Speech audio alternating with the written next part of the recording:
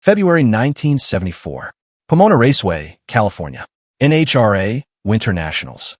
The air already smells like nitromethane, burnt rubber, and anticipation. A flat black dragster, no shine, no logos, creeps into the staging lanes. Hand-painted white numbers on the side, Gary Ormsby. No semi-trailer. No crew swarming. Just one man in a fire suit climbing out to check tire pressure himself. The pit veterans glance once and look away. Another independent. Another guy who'll make a couple passes, blow something up, load the trailer, and disappear forever. They've seen it 1,000 times. That's how this story was supposed to end. Instead, Gary Ormsby does something impossible. Round 1. Beats a veteran who's been racing nationals since the mid-60s. Round 2. Beats another name you'd recognize from old hot rod covers. Semifinals. Lines up against Tom, the Mongoose McEwen, factory-backed, sponsor logos everywhere. One of the most dangerous drivers alive. Ormsby leaves first, stays ahead, crosses the stripe 6.38 to 6.41. The grandstands make a sound you rarely hear at a drag strip. Stunned silence, then explosion. Final round. Don Big Daddy Garlits. 8-time champion. The man who rewrote safety rules after nearly losing his legs. The man every Top Fuel driver measured themselves against. Both cars stage. The Christmas tree blinks. Green. They launch identical. Side by side at half track. Side by side at the 8th. Side by side at 1,000 feet. Finish line. Garlits 6.37. Ormsby 6.38. 100th of a second. Roughly 6 feet at 230 miles per hour. The crowd gives Garlits the ovation he deserves, but half the cheers are for the nobody in black who just took the greatest driver alive to the absolute wire on his very first national event. 3 months later, the scoreboard read, 2 NHRA national event trophies. Track records at 4 different facilities. Every major name in Top Fuel beaten at least once. Sitting second in national points standings. Newspapers called him the most naturally talented driver to enter the sport in over a decade. And then Gary Ormsby vanished. No press release. No farewell tour. No thank for the memories. He sold the dragster through a 2-line classified ad. Moved out of his Sacramento house in the middle of the night. Disconnected his phone. Cut every single contact in the racing world. Never turned another wheel professionally. Never explained why. This isn't about a career-ending crash. It isn't about injury or suspension or money running dry. Gary Ormsby disappeared at the absolute peak. Healthy, winning big checks, living the dream every kid who ever turned a wrench has had. So what force on earth could make a man walk away from that? By the end of this video, you'll know every major achievement of that one unbelievable 1974 season. You'll feel why his exit sent shockwaves through every drag strip in America, and you'll hear the real, documented truth that stayed hidden for more than 30 years. A truth so personal, it changes the entire lens on what you think courage looks like in racing. But before we reach that moment, we have to go back. Because in late 1973, the name Gary Ormsby meant nothing to anyone in professional drag racing. And that's exactly where the story starts to burn. Sacramento, California. 1948. Gary Ormsby is born into an ordinary middle-class life. Decent student. Quiet kid. Nothing in his childhood photo album screams future Top Fuel phenom. Except one afternoon when he was 15. A friend of his father's takes him to Sacramento Raceway, a bumpy quarter-mile strip on the edge of town. No fancy grandstands. Just bleachers, a timing tower, and the smell of race gas. Gary sits through 3 full hours of racing. Doesn't move. Watches every bracket class, every superstock pass, every altered. When the friend says it's time to go, Gary looks up and says quietly, "Can we stay for the night session?" From that day, drag racing isn't a hobby. It's oxygen. He starts sneaking rides down to Lyons Drag Strip in Los Angeles. Over 400 miles round trip whenever he can borrow a car. Lyons is where the big dogs run. Garlits, McEwen, the Snake, Big John Mazmanian. Gary doesn't buy souvenirs. He sits in the stands with a notebook, draws chassis angles, times reaction differences, listens to how the blowers scream at different RPMs. He's not watching racing. He's dissecting it. 1967, 19 years old. Lands a union machinist position at an aircraft parts manufacturer. Good money for 1967. Benefits. Pension plan. The kind of job most working-class families prayed for. But Gary sees it as fuel for something bigger. Every paycheck after bills goes straight to racing. No dates at fancy restaurants. No new stereo. No vacation to the coast. Just parts, tires, entry fees. He starts bracket racing at local tracks around Northern California. Street legal cars at first, then purpose-built bracket machines. He wins. A lot. Other drivers notice something unusual. He doesn't just go fast, he anticipates. Feels the track change.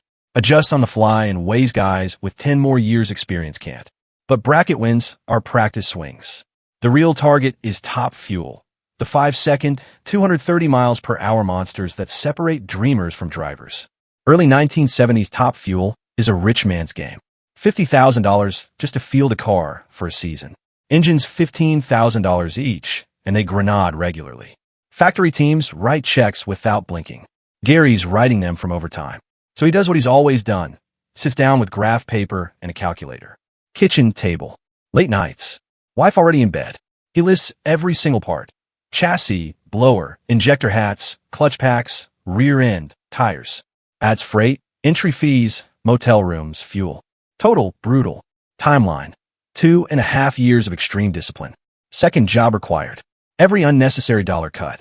His wife looks at the spreadsheet and says, "You're serious?" His friends laugh. Top Fuel? You're a machinist, not a millionaire. His co-workers, guys who respect his hands-on skill, tell him gently, "Give it up, Gary. That world isn't for us." He thanks them all, then ignores every word. Takes the weekend job at a local speed shop. Friday nights till midnight, all day Saturday, all day Sunday, on top of 40-plus hours at the aircraft plant. Sleep becomes a rumor. Every dollar from the second job goes into a coffee can labeled Top Fuel Fund. His wife handles groceries and rent. The fund is untouchable. Late 1973. Ken is full. Buys a used chassis from a retiring racer in Fresno. Solid frame, but naked, no motor, no nothing. Gary builds it himself. Garage in Sacramento. Nights, weekends, holidays.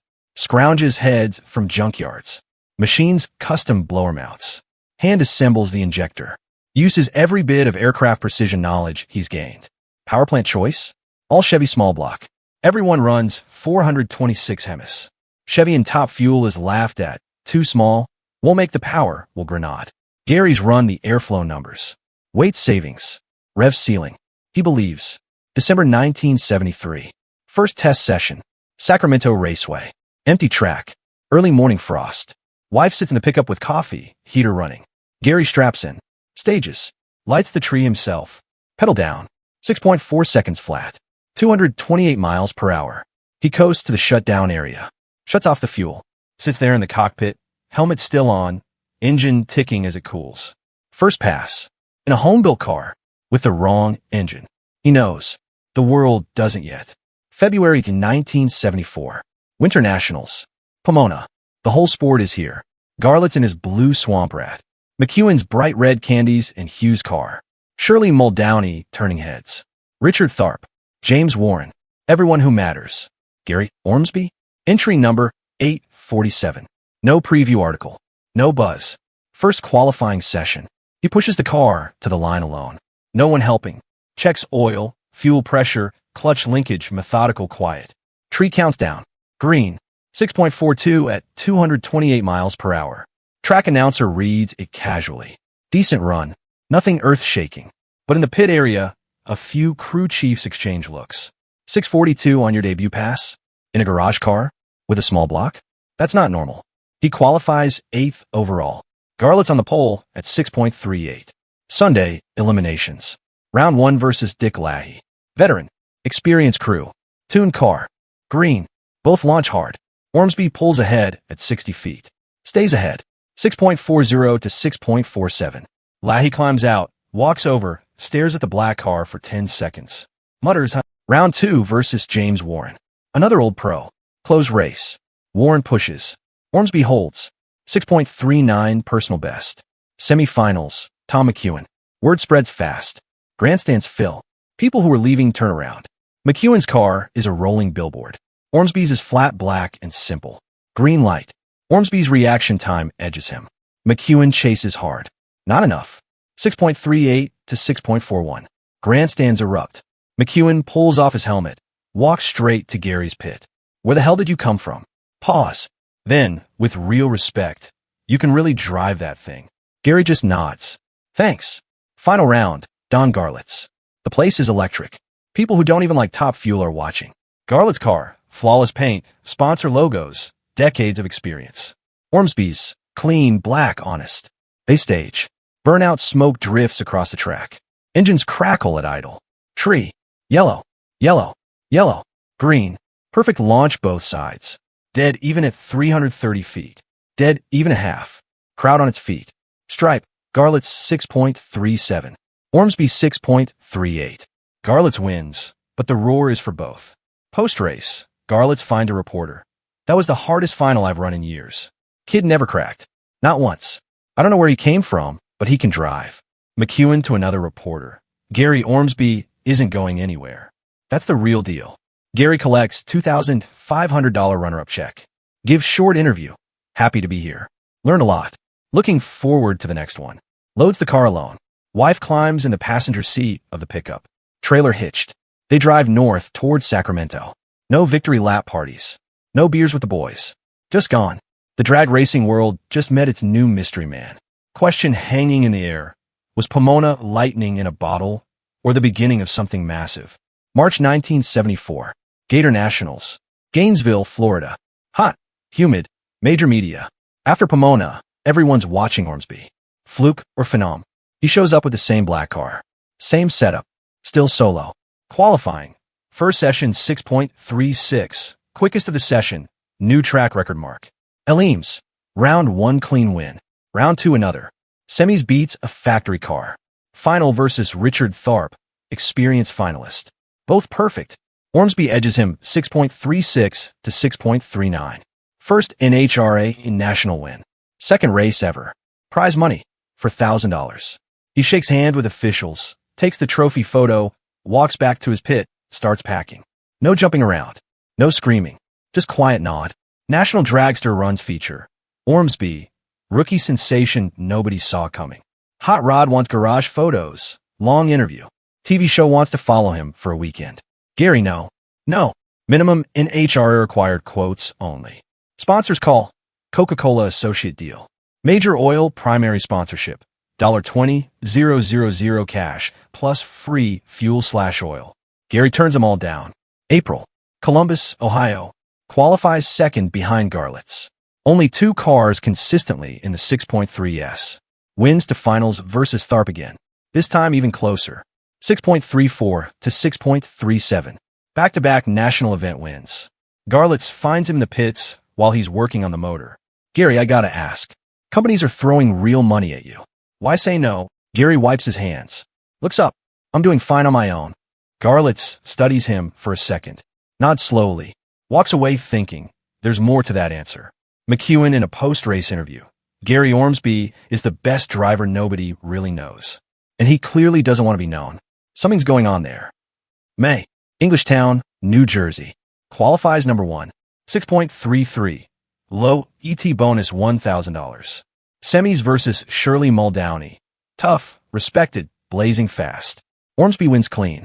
6.32 new personal best. Final versus Garlits again. Loses razor close. 6.34 to 6.31. Mid-season tally. 2 wins. 3 finals and 5 races. 4 track records. 12 elimination round wins, only 2 losses. Number 3 in points, closing fast on Garlits.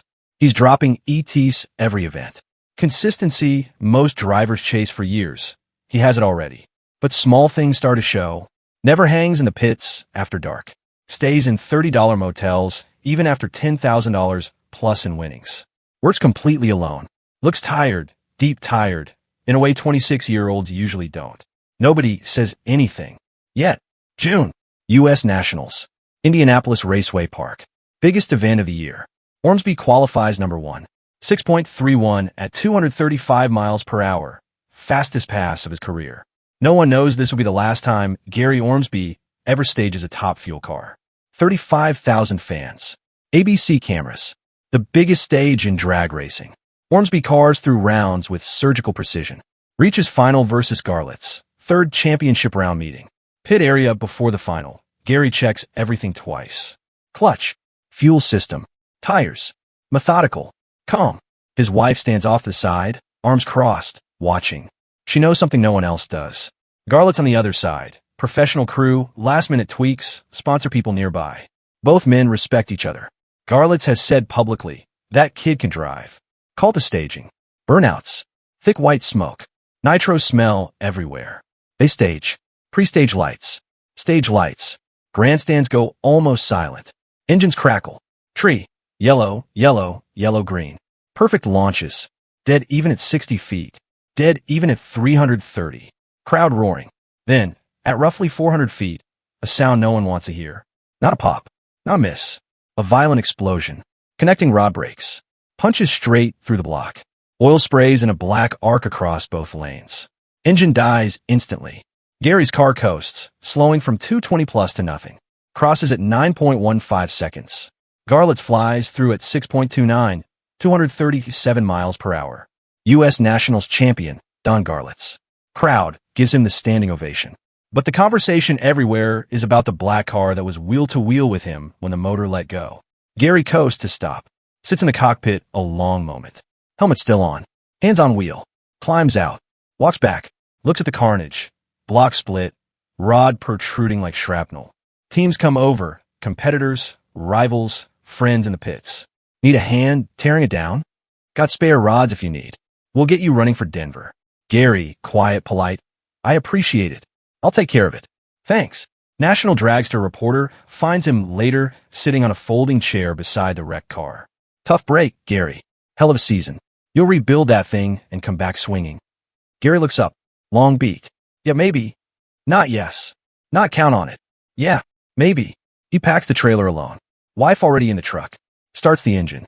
Drives out of Indianapolis Raceway Park. Garlett's in victory lane. Gary Ormsby is one of the best I've ever raced against. That failure probably cost him the title. He'll rebuild. He'll be back. Media writes, heartbreak at Indy. Mechanical nightmare for the rookie star. Everyone assumes he's going home to Sacramento to source parts, rebuild the motor, chase the championship. They had no idea he had already made the hardest decision of his life. July 1974. Denver Nationals. No Gary Ormsby. Engines destroyed. Takes time, people say. August. Seattle. Still absent. Someone tries his entry form phone number. Disconnected. Not busy. Not no answer. Disconnected. September. Another national. Ormsby still number 2 in points, on paper. Tom McEwen in the pits. I called 3 times. Disconnected everyone. Sent a letter to his Sacramento address. No reply. I don't know what's happening with that kid. National Dragster sends a reporter to the house. Empty. Windows bare. For sale sign in the yard. Neighbor. They packed in 2 days. Middle of the night. Didn't say goodbye to anyone. Seemed like they were running from something. Aircraft plant. Gary called one morning in June. Said he wasn't coming back. No notice. No explanation. Race car. Found in a Texas racer shop. Bought via Sacramento Classified for $15,000. Half market value. Buyer. He wanted it gone quick. Didn't talk much. Took the cash, signed the paper, left. October 1974. National Dragster headline. Where is Gary Ormsby? Theories spread like fire in dry grass. Burned through money faster than winnings. Family emergency. Legal trouble. Darker whispers. Gambling debts. Someone after him. None fit the math. He won $15,000 in prize money. Sold car for another $15,000. Had a good job before quitting. 30 grand in 1974 was serious money. Years roll by. 1978. Racer at a California bar swears he saw Gary in the grandstands at an Oregon Strip. Hat low, sunglasses, watching Top Fuel with intense focus. Left before anyone could get close. 1983. Nevada Auto Parts Store. Guy who looks exactly like him. Gary. Man holds eye contact, says, wrong person, walks out fast. 1991. Plain envelope arrives at National Dragster. Montana postmark. Block handwriting. This is Gary Ormsby. I'm alive. I'm fine. Not missing. Not in trouble. Chose to leave racing and start a new life. Please respect my privacy. Stop looking. Thank you. Handwriting matches 1974 entry forms. It's real. Mystery confirmed. Not solved. 1995. Racing historian Michael Chun, researching a Top Fuel history book, keeps hitting the Ormsby hole. Digs public records. Finds property deed. Gary R. Ormsby, White Sulphur Springs, Montana. Bought 1975. Tiny town, middle of nowhere. Writes careful letter. Explains project. Promises no sensationalism. Weeks pass. Then phone rings. Mr. Chun? This is Gary Ormsby. Conditions: no recording, no address published, some topics off limits. Why quit at peak? I set out to prove I could build a competitive car from scratch. Prove my engine theories. Prove I could race with Garlits, McEwen, and win. I did all of it. I didn't need 20 more years. Why disappear instead of normal retirement? Public retirement means interviews, calls, come back, please, forever.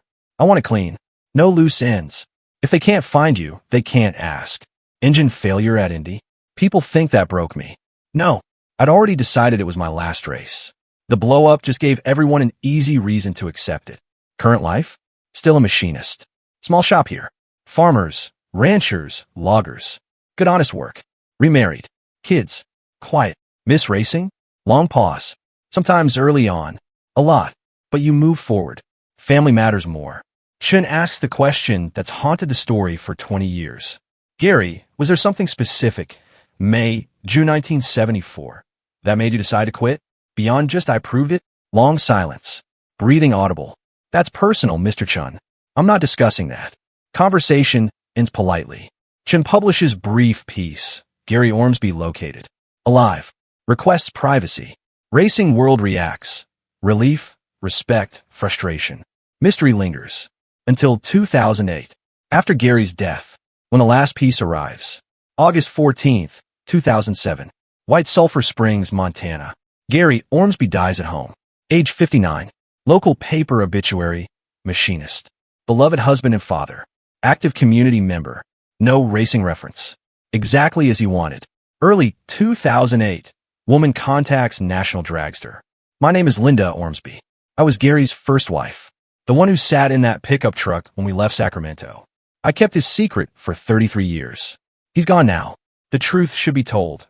Not for headlines, but because his real story deserves to be honored. They meet. Linda tells everything. May 1974. After Columbus win, Gary starts feeling wrong. Deep, persistent pain, lower abdomen, groin. Wincing when he shifts in the driver's seat. Longer bathroom visits. Linda notices first. Pushes. You're not okay. Doctor. Now. Gary resists. Just tired. Been working too hard. Linda makes the appointment. Drives him. Tests. Blood work. Scans. 3-day wait. May 12th, 1974. Phone rings. Doctor, testicular cancer. Stage 2. Already in lymph nodes. Gary sits down hard on the kitchen floor. Color drains. Linda sits beside him. They don't speak for a long time. Then Gary looks at her and says 4 words she'll carry forever. I have one more race. The U.S. Nationals. Indianapolis. Biggest stage of the year. Doctor. Surgery immediate. Radiation ASAP. Every week counts. Gary. Give me 6 weeks. Then I do everything you say. Linda begs, cries, argues. Your life is more important than any trophy. Gary listens. Then quietly. I know. But I need this one thing first. Please. Compromise reached. Run Englishtown. Run Indy. Then treatment. No excuses. He races Englishtown, knowing cancer is inside him. Qualifies number 1. Runs 6.32 PB. Every pass could be his last. Indy Finals. Lines up against Garlits, knowing this is goodbye to the sport. Engine explodes. Car coasts. Relief floods him. It's over. The racing part is done. Now he can fight the real enemy. 2 weeks later.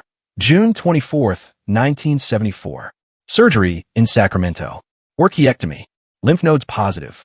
Radiation starts immediately. Treatment is hell. Nausea, so bad he can't eat. Loses over 35 pounds. Hair gone. Days he can barely stand to walk to the bathroom.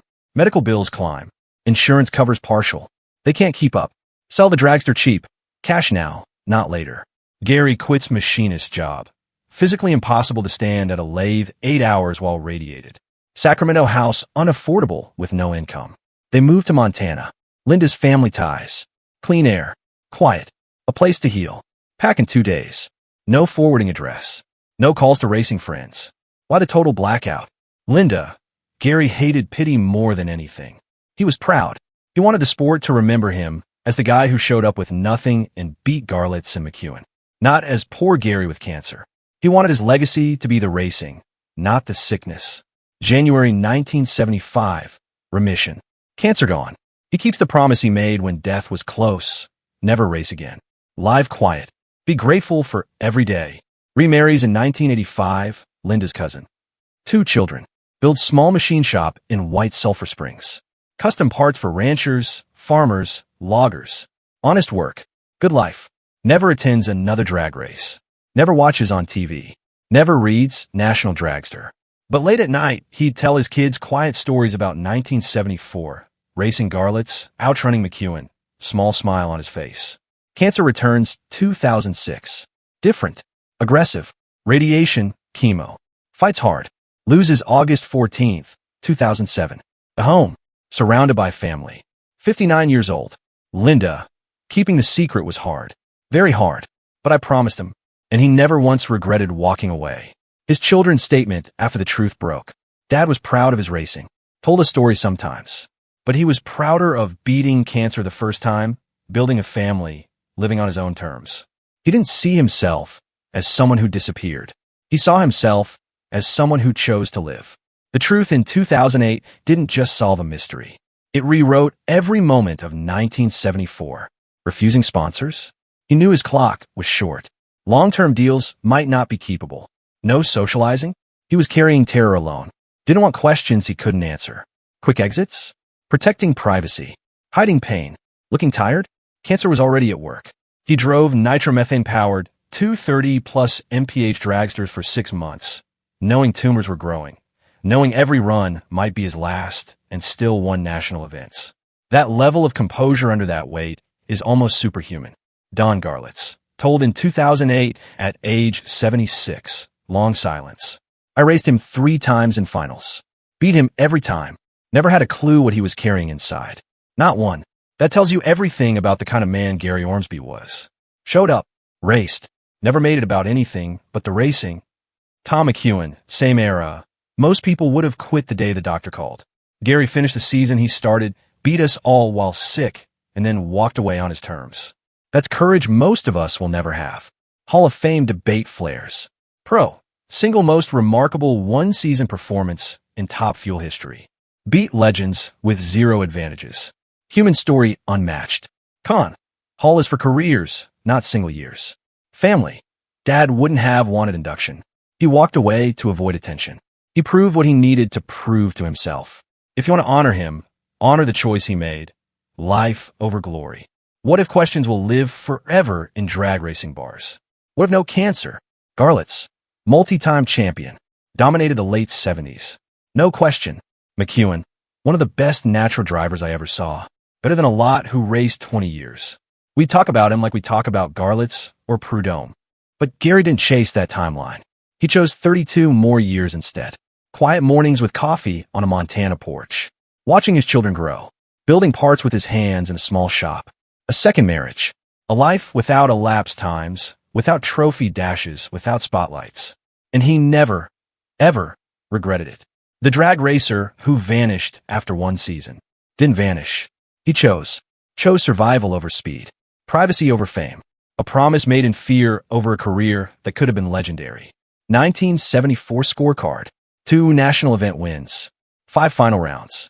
6 track records. 14 elimination round victories.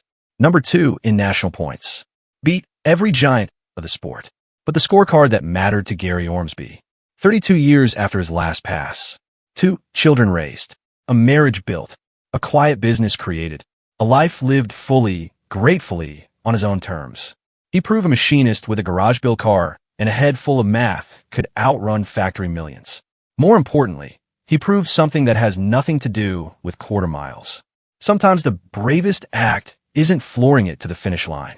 Sometimes it's lifting off the throttle, stopping the car, walking away, and fighting the battle that actually matters. Gary Ormsby won both fights. He won on the drag strip in 1974. He won at life for 32 more years. If stories about courage, mystery, human choices behind the helmets move you, subscribe. Hit the bell. We've got more racers, more secrets, more real stories coming. Tell me in the comments, what part of Gary's choice hits you hardest? Until next time, keep the shiny side up.